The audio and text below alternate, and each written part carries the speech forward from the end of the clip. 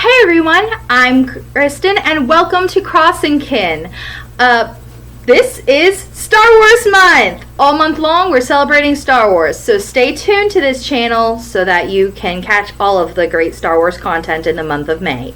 Dad is off in that galaxy far, far away doing research for our next video, so I'm flying solo today. Real quick before we get started, I want to issue a great big spoiler warning, okay? If you've not seen various parts of the Star Wars franchise, please click out, go watch the parts you've missed, and then come back because I don't want to be held responsible for spoiling parts of Star Wars for you, okay? Everybody got it? Fantastic. Let's dive in. We all know what Star Wars is, right?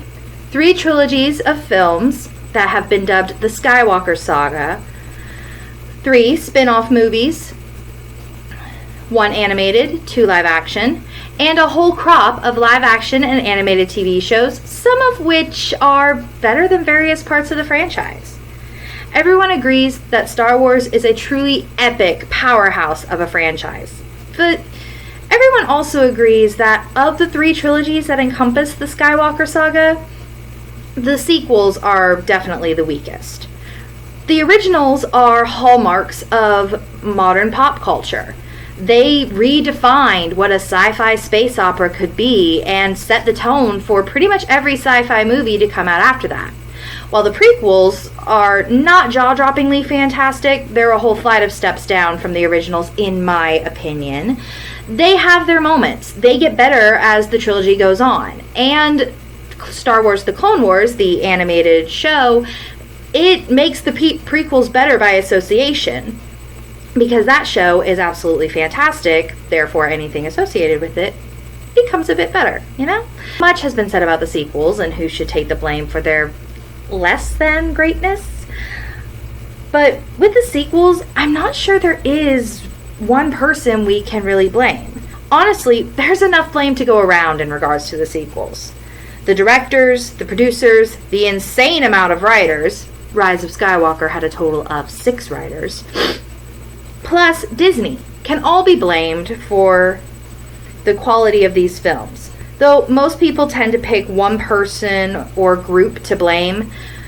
J.J. Abrams, Rian Johnson, Kathleen Kennedy, or whoever was in charge at Disney that okayed the things that happened in these sequel films. Whoever you want to blame for the rushed, jumbled, incoherent, and somewhat mind-numbing plot of the sequels, there is no doubt that a lot of people did their best with what they were given. I bear no harsh or ill feelings towards anyone involved in the making of the sequels. I believe that everyone did their best, but by the time the 3rd movie rolled around, it seemed like they were just as confused and frustrated by the dropped plot lines and meaningless mysteries that it affected what was ultimately the finished product. In this What If, I am going to attempt to correct certain plot elements that I feel didn't work. Certain characters will be reworked into entirely new characters, and others will be given different motivations and personalities. Some will be dropped completely. A bit of housekeeping before we dive in. First, let me make something abundantly clear. I haven't read any of the Star Wars Expanded Universe books or comics, or legends, as Disney calls them. I didn't truly get into Star Wars until after Disney bought them, and then I was only really interested in Star Wars The Clone Wars, Star Wars Rebels, Bad Batch, and the other TV shows that I could watch on Disney+. I have virtually no knowledge of what happened in those novels beyond what a very good friend has told me and a few things I found in YouTube videos. But I don't know much about the plot or new characters that they involved. As such, I am only attempting to salvage the sequels we were given and the characters presented in those films. I will be creating some new characters, one of whom is based on a video game character that I'm not entirely sure is canon. Let me know if The Force Unleashed is canon, because I have no idea. So someone let me know in the comments if The Force Unleashed is canon. While I would love to bring characters like Mara Jade and Galen Merrick, Starkiller, into this What If, I honestly don't know enough about them or their stories to properly work them in. But for now, and with the knowledge that the Legends characters have no bearing on this what if, the trio of Rey, Finn, and Poe are going to be our main characters. This is not just going to be Rey's story.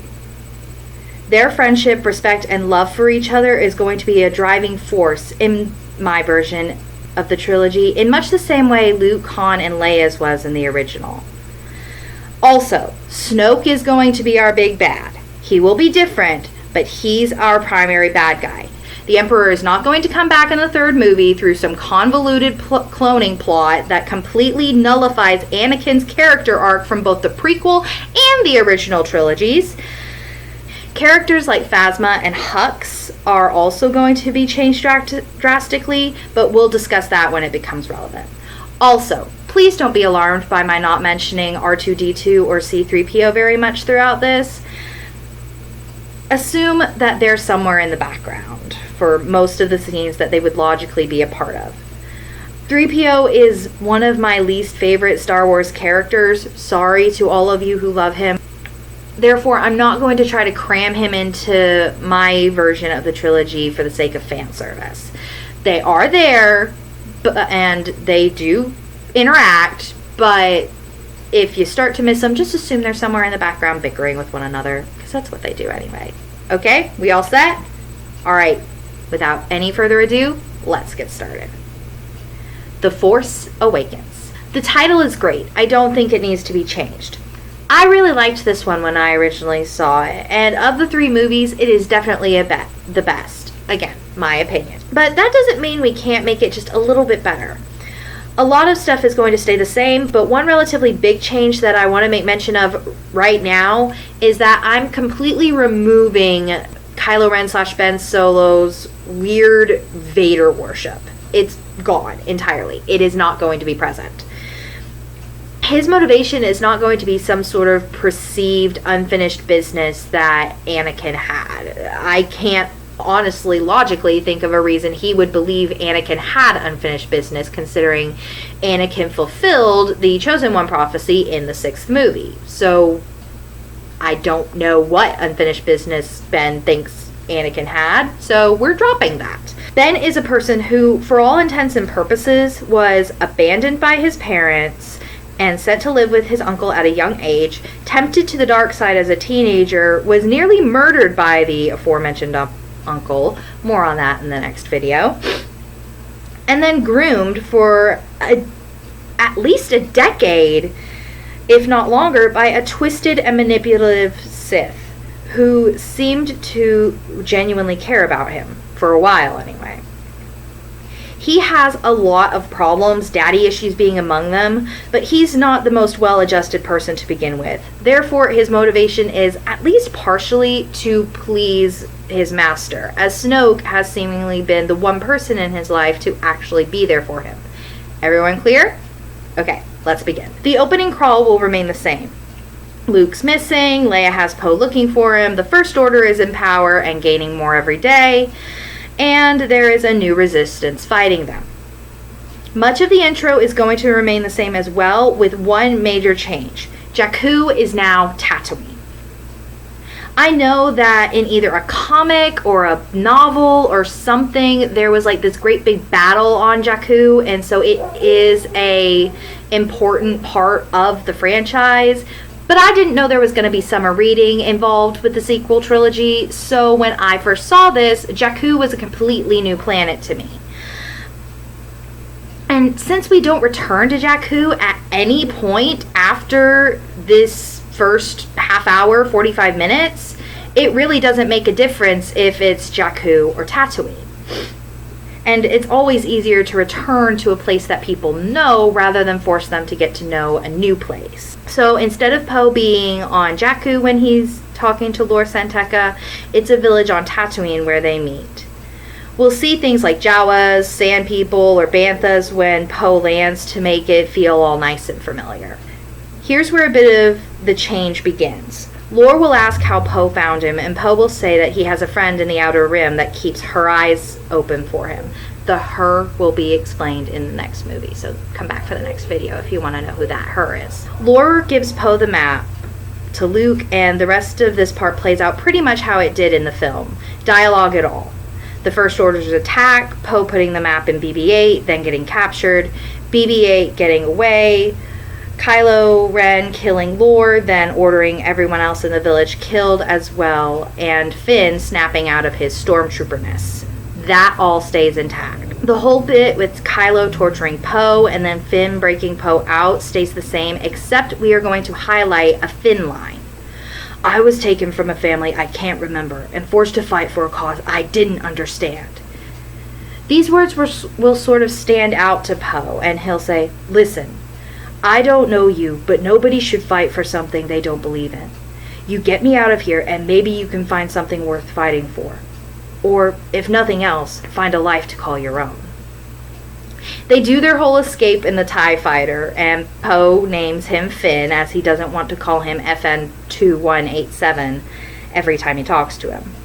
It's made clear that they're becoming friends throughout this space fight by bantering and bonding, much in the same way Luke and Han did during their escape from the Death Star. These two are going to be a core friendship. They will look out for each other and eventually become brothers, even referring to each other as such by the third movie. They're going to be a positive reflection of male friendships, which are sorely lacking in Hollywood movies nowadays. After a fun little space battle, they get shot down by Phasma and crash back on Tatooine. Finn finding Poe's jacket, assuming that Poe's dead, and then making his way into town stays the same. Intercut with all of this, we'll see the whole Rey with BB-8 bit. Rey's character at the beginning will be unchanged. She's a scavenger waiting for her family to return. But while she's eating supper that night, she'll tell BB-8, "It's funny. Last night I had a feeling they were here, but they didn't come. Guess I'll have you to keep me company while I wait." We'll cut to the next morning and have the Rey doesn't trade BB-8 for food portions bit, and then have Finn find them in the market. We're going to skip the whole liar plot with Finn. He's going to be a much more Luke-type character in my version. He's going to quickly explain that he escaped the First Order with Poe. They were going to find BB-8 and then get to the Resistance. But now that he believes Poe is dead, he feels like it's now his responsibility to get BB-8 and the information he's carrying back to the Resistance. While Rey is trying to decide whether or not she can trust him, again, he's just admitted to being a stormtrooper, but Rey seems to have a sense about him. Phasma and the rest of her TIE squad attack the market. Rey, Finn, and BB-8 run and wind up on the Millennium Falcon. Their whole escape will remain the same, as it is one of the coolest set pieces in the entire movie. Them fixing the Falcon while in flight stays the same, but Finn's conversation with BB-8 is no longer about him getting the droid to cover for his lies. It becomes about assuring BB-8 that Poe trusted him, and he is going to make sure that Poe's final mission is completed. Finn goes so far as to say he's going to stay with the Resistance and help them however he can once they find him, in order to honor the man that saved him from the First Order. This will seem to comfort BB-8. Han and Chewie board them. That whole section with Han talking about the Force, Kanji Club, and Finn saying, "I've got a bad feeling about this," escaping from the monster, all that stays as it was. Except throughout these scenes, we'll catch these little looks at Rey from both Han and Chewie. It's clear that they recognize her. Rey doesn't see them, but the audience does. So we know they recognize her, but Rey has no clue. We'll cut to Starkiller Base, where Phasma reports to Kylo and General Hux via hologram that BB-8 got away with Finn and Rey aboard the Millennium Falcon. This makes Kylo angry. Hux tells Phasma to come back to the base, and before she can say yes sir, Kylo destroys the communication device with his lightsaber. Hux makes the comment that Ren is very emotional for a supposed leader. This makes Ren start to force choke Hux, but Hux smiles, chuckles a little, and says that without him, Kylo loses everything. He will be left alone with only the ghosts to comfort him, and Kylo lets him go and stalks out of the room.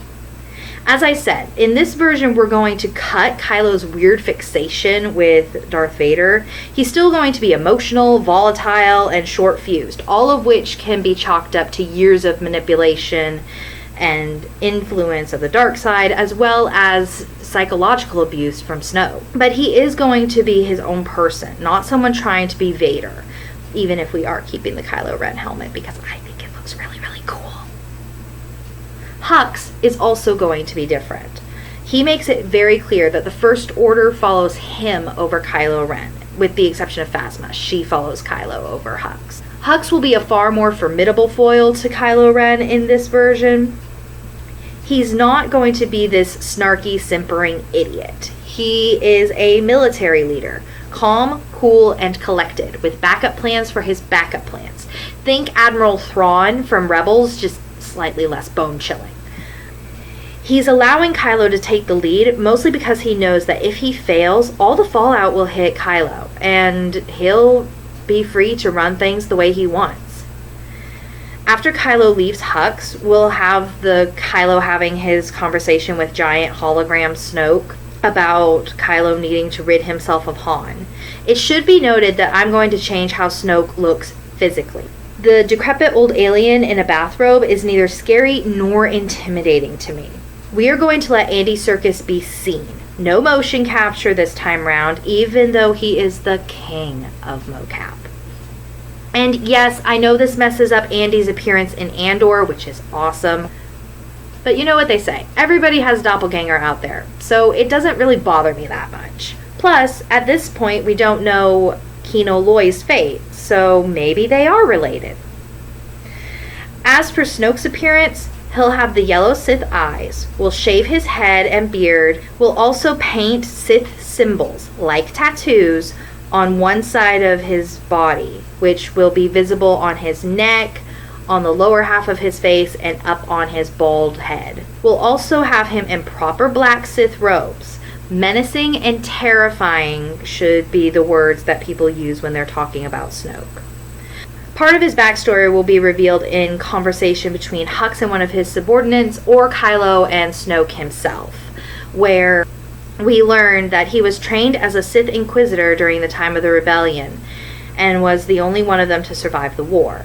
With the Emperor and Vader dead, he steeped himself in the dark side and eventually rose to become a true Sith, taking on Ben later to fulfill the Rule of Two.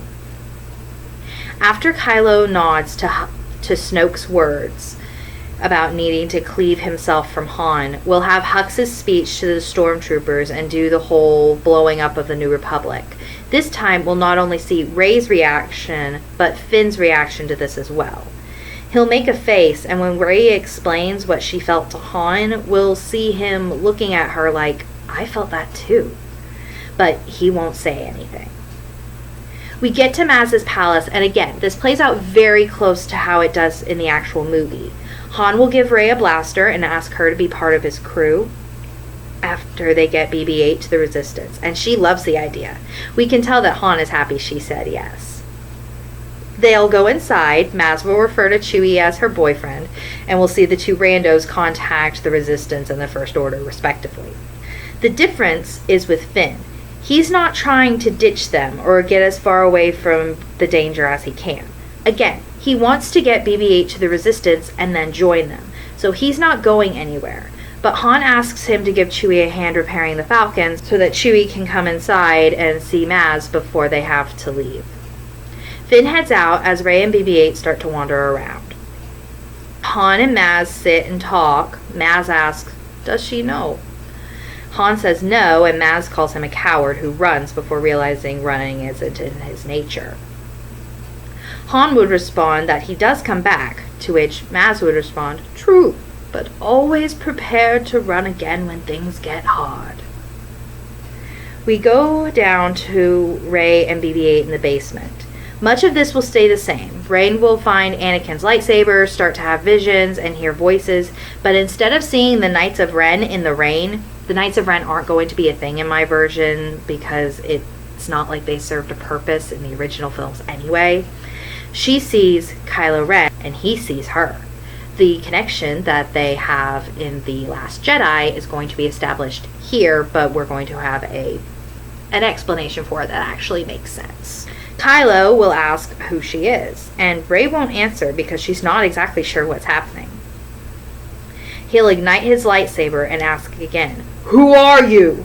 On instinct, Rey ignites Anakin's lightsaber and holds it up, prepared to fight. This makes Kylo tilt his head, like he's beginning to recognize her, and then he says, "Rey?" Before she can respond, their connection is broken. We'll see Kylo panting like he's stunned for a moment. And then Phasma comes up behind him, and after making sure he's alright, she tells him that they have a location. Rey sees that Maz is there in the basement with her. Rey is startled and confused, but Maz takes her hand to comfort her, and they have their conversation about the Force. Maz asks Rey if she wants to know why the lightsaber called to her, but Rey says no, that she doesn't want any part of this, and she runs out, leaving the lightsaber with Maz. Rey gets outside and Finn approaches her, asking if they know where the Resistance is. Rey says she doesn't know and that she's done with this. Finn is confused. He thought she was going to join Han after making sure BB-8 was safe with the Resistance. Rey asks Finn to come with her. Her plan is to hide in the forest for a bit and then hitch a ride with one of Maz's customers back to Tatooine. Finn says he can't. He has to do the right thing. It won't be easy, but he believes it's worthy if it makes things better. He says that he has to help the Resistance. He has to help fix what he had a part in breaking. Rey is sad about this. She kisses him on the cheek and then runs off into the forest, while Finn yells after her. BB-8 will stay with Finn. Finn, BB-8, and Chewie all start to head toward the palace. Han and Maz come out. Suddenly, an oh no look comes to Finn's face. Maz sees this and hands him the lightsaber. And that's when the First Order attacks. The attack will play out exactly the way it did originally, except Maz will be shown using a rocket launcher against a couple of the TIEs and stormtrooper transports, and Finn will be shockingly proficient with the lightsaber. He'll be as surprised as anyone. Finn's proficiency will cause Han to comment to Chewie in some fashion. Han using Chewie's bowcaster also stays in. The stuff in the forest stays the same, with one exception. Kylo won't hold his lightsaber on Rey at any point. He's menacing, even threatening, but he's not going to directly threaten harm against Rey. Instead, he knocks her out and starts taking her to his ship. The Resistance will come in and save everyone at Maz's palace. Finn will comment on the amazing pilot, without knowing it's Poe, and then he'll see Kylo taking Rey. He'll run to try to save her, but won't make it in time, and he'll scream her name as the ship flies away. Han will also react to this by dropping to his knees and saying her name quietly while a tear rolls down his cheek. One of the Resistance ships land, but instead of Leia and C-3PO, it's Rose Tycho, the character from The Last Jedi, still played by Kelly Marie Tran in this version. We are going to establish her in this first one as a pilot, typically for transports, though she has seen her fair share of battles because, next to Poe, she is the craftiest pilot the Resistance has.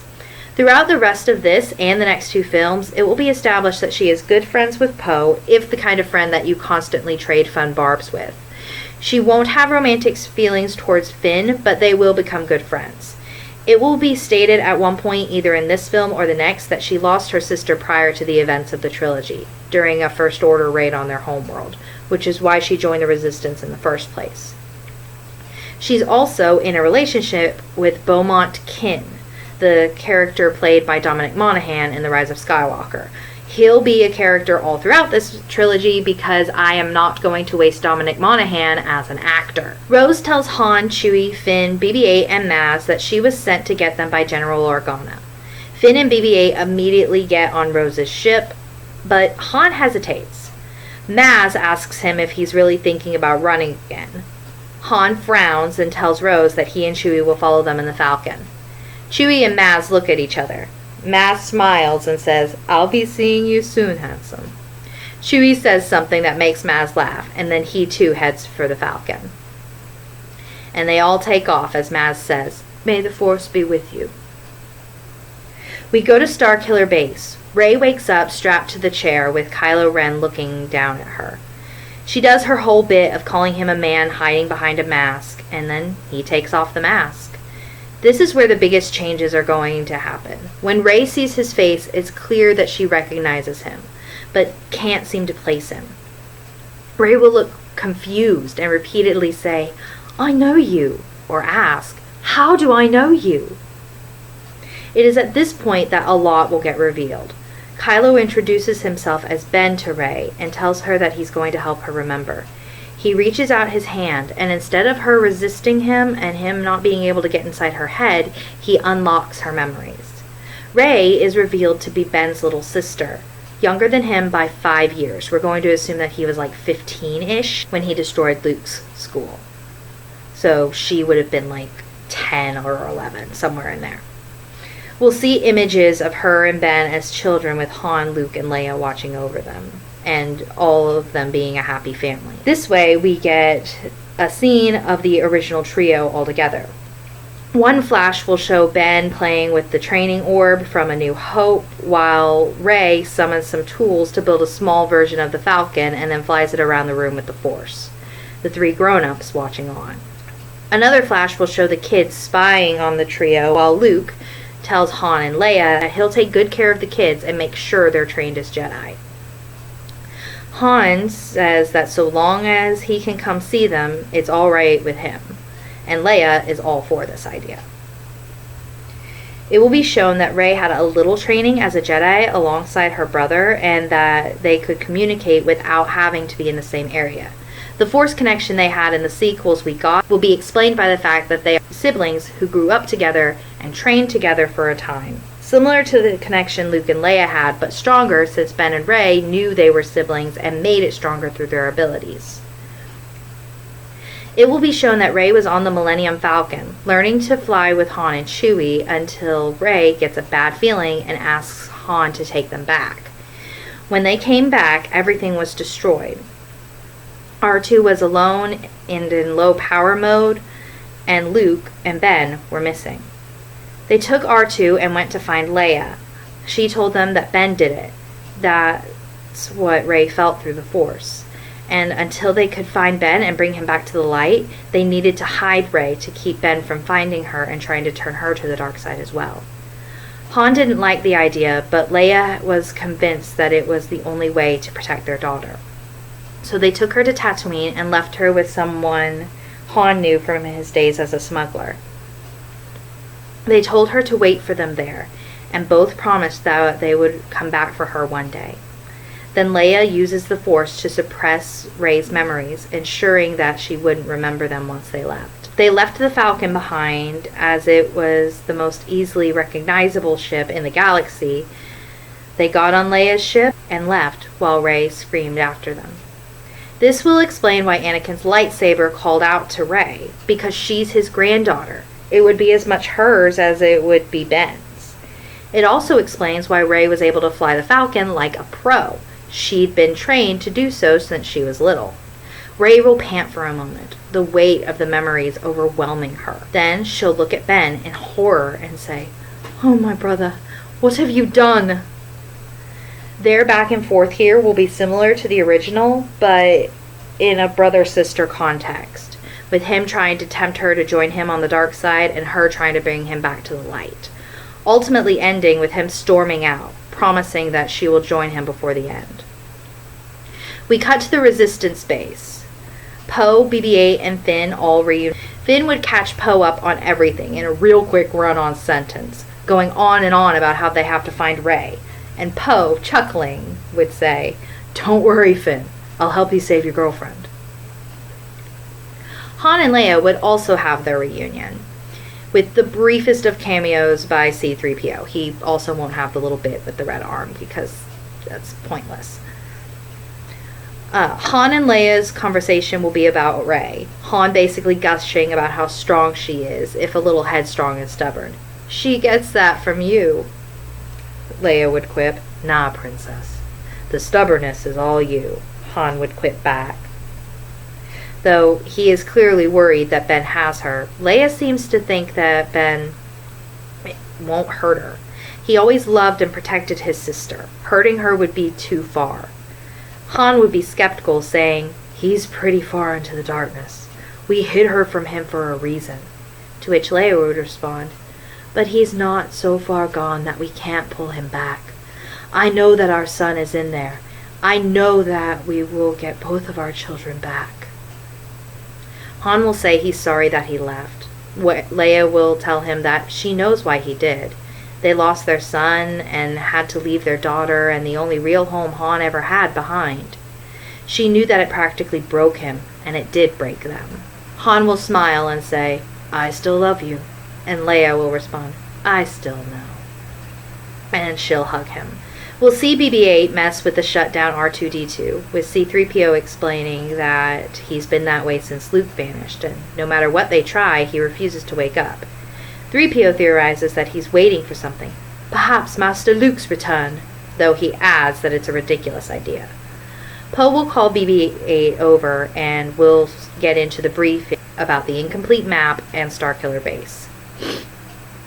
The briefing stays pretty much the same, except Beaumont is there. He's going to be a tactical officer that specializes in threat assessment, meaning it is literally his job to know everything about the enemy bases. He'll be the one spouting off about Starkiller Base and trying to make sure Han knows just how dangerous it is. This will be when Finn says he can get them in. But since we've changed the liar bit with Finn, in this version sanitation would have access to all the doors, even back ones, almost like a master code. And Finn would have been to Starkiller Base once before, briefly, but it's more experience than anyone else has. And he knows how to work the computer once they have access to it, as he used to watch the technicians do it while he worked. And again, he'll be upfront about everything he does and doesn't know, but since we've not had to question him, since he's not been shown to have a habit of lying, both Han and Poe vouch for him. The plan stays the same, with Beaumont saying it will be difficult. 3PO will interrupt to give the odds, which are, as always, against our heroes. But Beaumont believes it could work if Han, Finn, and Chewie can gain access to the computer, which Finn assures him they will. So everyone starts to mount up. Leia tells Han to bring their kids home, and Poe and Finn tell each other to be careful. We'll see Rose and Beaumont grab each other's hands, with Beaumont kissing hers before she heads to her ship. Back on Starkiller Base, Rey's escape is exactly the same, but now the reasoning is different. This is no longer a shot in the dark, look how strong our main character is moment. Since she knows she's a Jedi and had a bit of training as a child, she knows it's possible for her to pull it off. But since she's not used her powers in a while, she's a little unsure. Knowing that it's her only chance to escape before Ben comes back, she tries the mind trick, and once she quiets her mind and focuses, she's able to trick the Daniel Craig stormtrooper and escape. The final act plays out basically the same. A notable exception will be Finn's treatment of Phasma when they're forcing her to help them. For starters, when they capture her, Chewie will throw her down so hard that her helmet will come off, so we'll see her face and be able to humanize her a little. The whole time she's with them, she'll be spouting her loyalty to the First Order and to Kylo Ren, and calling Finn a traitor. She will only ever refer to Finn as traitor or FN 2187. Finn, on the other hand, will show compassion, telling her that his name is Finn now, and he's a name, not a number, which Phasma will scoff at. He'll try to point out that she was probably taken and mentally conditioned just like he was, and even offer her a chance at redemption. Phasma responds by spitting in Finn's face and telling him that he is weak, and she will take great pleasure in killing him and his new Resistance friends. At which point, Han suggests the trash compactor, but it's made clear that they don't activate it, just throw her in. Finn will find Rey while Han and Chewie plant bombs, and then we'll get the scene with Han and Ben. The only change here will be where everyone is standing. Chewie will have finished placing his bombs and joined Rey and Finn at the back door. Ben will have his back to them, and Han will be facing them. His and Ben's conversation goes the same, except with the additional line, "I'll help you. Your mother will help you. Your sister, Chewie. Your family will get you through this. You just have to let us." Ben, while offering Han his lightsaber, would ask, "You really want to help me?" Han would put his hand on the saber and say, "Yes." And Ben would ignite the saber and say, "Thank you." Han would put his hand on Ben's cheek and look up at Rey and Chewie, who are both freaking out. Rey's strong reaction here makes more sense, as now she knows he's her dad, but she never got to reunite with him as such. We'll also see Leia's reaction at the Resistance base. She'll move out of view of everyone else and quietly leave. And then Han falls down the shaft to his death, which Ben would watch with a mixed expression of shock and anger and remorse in his eyes, almost as though he can't believe what he just did. Yes, as much as I hate it, I am keeping Han's death for a few reasons. Partially because it makes sense story-wise, working both as a way to forward the plot and as motivation for characters' growth and change later on. And partially because Harrison Ford always wanted Han to die, sacrificing himself for the greater good, so it will keep him happy. Chewie's roars would echo through the room as Ben turns towards them, and Chewie would shoot him. Before Chewie can get another shot off, Phasma, all covered in grime from the trash compactor, comes in with a squad of stormtroopers, forcing Finn to pull Rey and Chewie out of there. Phasma gets to Ben, and it's clear he's not done with this fight.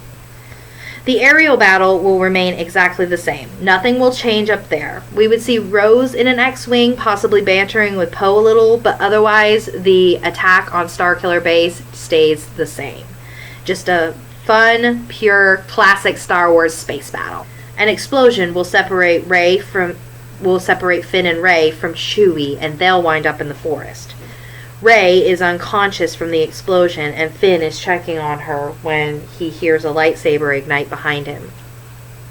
He turns, sees Ben ready for a fight, and Finn ignites Anakin's lightsaber. The fight ensues, with Ben shouting that Anakin's lightsaber is his, and Finn daring him to come and take it. Finn, again, surprisingly does well in the fight, though it's clear that Ben's injury is affecting him, and he is possibly playing with Finn. The fight will end the same, with Finn getting his back sliced and the saber knocked away. Ben tries to pull the saber to him, but it goes to the now conscious Rey. Their fight will be a little more aggressive. Again, since Rey remembers her training from when she was a child, she knows exactly what to do with the lightsaber. It's not pretty, but she's holding her own. The whole time, Ben will be telling her to give in to her anger, to let it give her strength. But Rey will be remembering something Finn said earlier about the right thing never being easy, but always worthy. Or something to that effect. The point is that words of Finn are what's keeping her in the light. Their fight ends with her hurting Ben, and then they're separated by the base beginning to crumble. She says that she's sorry before she moves to help Finn. The base is beginning to fall apart completely. Rey gets Finn onto the Falcon with Chewie's help, and they take off with the Resistance fighters. Ben runs to the hologram of Snoke, who will tell Ben to come to him and complete his training. And after everybody escapes, we'll see Hux and Phasma on a transport ship together. Starkiller Base explodes. We'll get back to the Resistance. There's a lot of celebrating as the Resistance has just won their first major victory against the First Order. We see Rose and Beaumont running into each other's arms and kissing. Rey goes with Poe and to take Finn to the med bay, and I cannot say this clearly or loudly enough. Leia hugs Chewie. I have it emboldened and highlighted and underlined and all in caps on my little script here. Leia hugs Chewie. Both of them mourning Han's death. A little later, Leia and Chewie come to the med bay. Beaumont and Rose are lingering just outside the doorway. And inside, Rey, Poe, and BB-8 are at Finn's bedside. Rey sitting and Poe leaning against the wall with BB-8 at his feet. Chewie hangs back while Leia puts her hand on Rey's shoulder. Rey grabs her mother's hand and kisses it with tears in her eyes. There will be no dialogue, but a lot of emotion. The bond between the characters will be evident on the screen. Sometime later, we do the whole bit with R2 waking up and him and BB-8 putting their halves of the map together, with Leia and Rey being the only two in the room with the droids. Leia will figure out where Luke is and tell Rey that it's time to find him. Cut to later, Rey, in different clothes to show it's a different day, is in the med bay, but she looks like she's about to leave. She kisses Finn on the forehead, then turns to Poe and asks him to tell Finn when he wakes up that she'll come back as soon as she can. Poe says he'll tell Finn and asks Rey to be careful out there. Rey will nod, smile, and then leave the med bay. Outside, in front of the waiting Millennium Falcon, Rey hugs Leia goodbye. Rey tells Leia she misses Han, and Leia tells her that Han is still with them in spirit and in their hearts. Rey also says that she wants to save Ben. She doesn't believe that he really wanted to kill Han.